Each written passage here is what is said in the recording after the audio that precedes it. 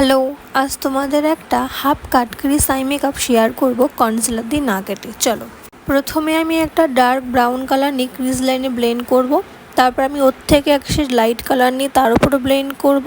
তারপরে আমি তার থেকেও এক শেড লাইট কালার নিয়ে আমি তার উপরে ব্লেন্ড করব। দেন আমি আউটার কর্নারে সেম যেই ডার্ক ব্রাউনটা নিয়েছিলাম সেটা দিয়ে আমি ব্লেন্ড করব। তারপরে আমি তার থেকে লাইট শেড নিয়ে সামনেটা ব্লেন্ড করব। তো ইনার কর্নারে যেহেতু আমি কনসিলার দিয়ে কাটবো না, তাই আমি হোয়াইট শ্যাডো দেব। তারপরে আমি হোয়াইট শিমার দেব এর ওপরে। তোমরা চাইলে যে কোনো ফ্ল্যাট ব্রাশ দিয়ে শিমার অ্যাপ্লাই করতে পারো। তো এখানে আমি যেহেতু তাড়াতাড়ি করে করছিলাম, তো হাতের সামনে আমার শিমার ব্রাশটা ছিল না, তাই আমি হাত দিয়ে অ্যাপ্লাই করেছি। দেন আমি আউটার কর্নারটা একটু ভালো করে ব্লেন্ড করব। দেন ল্যাশ লাইনটা আমি ডার্ক যে ব্রাউন কালারটা নিয়েছিলাম ওইটা দিয়েই ল্যাশ লাইনটা ব্লেন্ড করব। তারপরে মাস্কারা লাইনার।